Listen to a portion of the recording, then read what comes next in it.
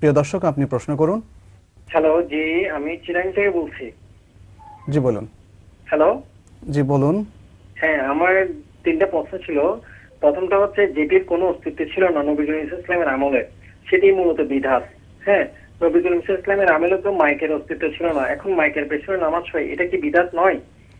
আরেকটা প্রশ্ন হচ্ছে আপনার কোরআন ও হাদিসের শরীফের সুদ ঘুষ মদ ইত্যাদি হারাম ঘোষণা করেছে, কিন্তু কোরআন ও হাদিসে মিলাদ শরীফ, ফরজ নামাজের পরে মোনাজাত ইত্যাদির ব্যাপারে তো কোনো নিষেধাজ্ঞা নেই। এর সঠিক ব্যাখ্যা জানতে চাই। আরেকটা প্রশ্ন হচ্ছে আপনার এই হারাম জিনিস সুদ ঘুষ মদ ইত্যাদি খেলো, হ্যাঁ, আবার সে নামাজ রোজা পড়লো, এটা কি হবে কিনা, নামাজ রোজা হবে কিনা? জি ভাই, ধন্যবাদ আপনার প্রশ্নের জন্য। তিনটি প্রশ্ন আপনি করেছেন। আসলে প্রশ্নটা বেদাত নির্ভর। তিনি বলতে চান যে রাসূল সাল্লাল্লাহু আলাইহি ওয়াসাল্লামের যুগে যা ছিল না অথবা সাহাবাদের যুগে যা ছিল না সেটাই বেদআহ। আর এর উপর ভিত্তি করে তিনি মাইক্রোফোনের বিধানটা জানতে চেয়েছেন, এবং আরেকটা জানতে চেয়েছেন যে সুদ ঘুষ এগুলোকে কোরআনে অথবা সুন্নাহে হারাম করা হয়েছে, কিন্তু মুনাজাত, মিলাদ এগুলো তো কোরআনে হারাম করা হয়নি, তারপর হারাম কেন বলা হচ্ছে বা বেদাত কেন বলা হচ্ছে? আমার মনে হয় প্রথম যে বিষয়টা সেটা আমরা এভাবে বলতে পারি, প্রিয় দর্শক, যে আসলে বেদাতের যে সংজ্ঞা আমাদের প্রশ্নকারী ভাই নির্ধারণ করেছেন সেটা থেকে বেদাত আরেকটু স্পেসিফিক। সেটি হচ্ছে রাসূল সাল্লাল্লাহু আলাইহি সাল্লামের যুগে ছিল না এরকম সব কিছু বেদাত, সেটা সত্য নয়, বরং রাসূল সাল্লাল্লাহু আলাইহি সাল্লামের যুগে ইবাদত হিসাবে স্বীকৃত ছিল না অথবা সওয়াবের কাজ হিসাবে স্বীকৃত ছিল না, সেটাকে যদি আজকে সওয়াবের কাজ এবং ইবাদত হিসাবে স্বীকৃতি দেওয়া হয় তখন সেটা হচ্ছে বিদআত।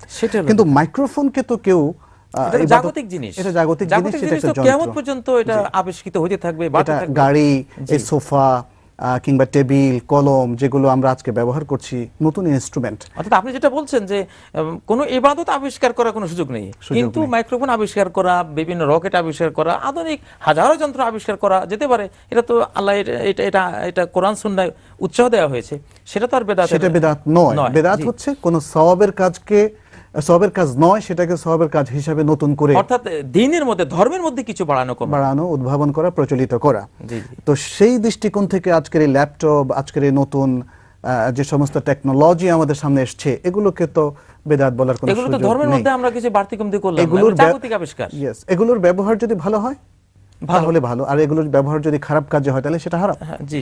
দ্বিতীয় যে প্রশ্নটি করেছে সে সম্পর্কে একটু বলুন প্রফেসর ইব্রাহিম, যে মুনাজাত কিংবা মিলাদ সম্পর্কে তো কোরআনে কোনো নিষেধাজ্ঞা আসেনি, তাহলে এই নিষেধাজ্ঞা কেন আমাদের তরফ থেকে আসছে? হ্যাঁ, কোরআনে নিষেধাজ্ঞা এসেছে, কোরআনেও এসেছে, হাদিসেও এসেছে। কোরআনে এসেছে মা আতাকুমুর রাসূলু ফাখুযুহু ওয়া মা নাহাকুম আনহু ফান্তাহু।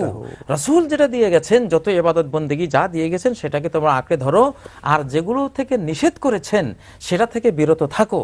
আর রাসূল নিষেধ করেছেন ওয়া ইয়াকুম ওয়া মুহদাসাতিল উমুর, আমার পরে যত নব উদ্ভাবিত ইবাদত বন্দেগী, মিলাদ, মুনাজাত, হাত তোলা, এটা জশ্নে জুলুসে, ঈদে মিলাদুন নবী, শবে মেরাজের নামাজ, শবে মেরাজের রোজা, যত কিছু আমার পরে আবিষ্কৃত হবে ইবাদত রূপে, এগুলো সব পরিত্যাজ্য, পরিহার করো।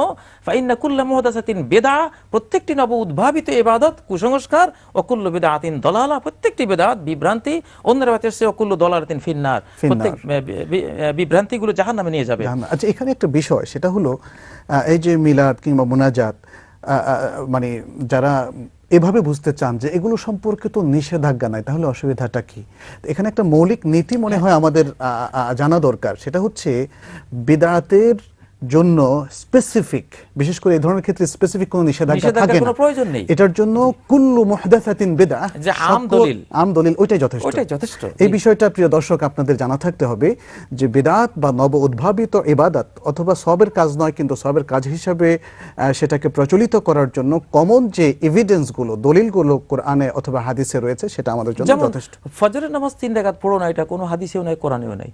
এখন ফজরের যদি ফরজ নামাজ 3 রাকাত পড়ে, এটা হবে? মানে যা কোরআনে হাদিসে নেই সেটাকে জায়েজ বলে চালানো যাবে না। হুদুদুল্লাহি ফালা তা'তাদুহা, এগুলি আল্লাহর ধর্মীয় সীমানা, এগুলো অতিক্রম করা যাবে না। আমরা একটা প্রশ্ন নিয়ে নিচ্ছি।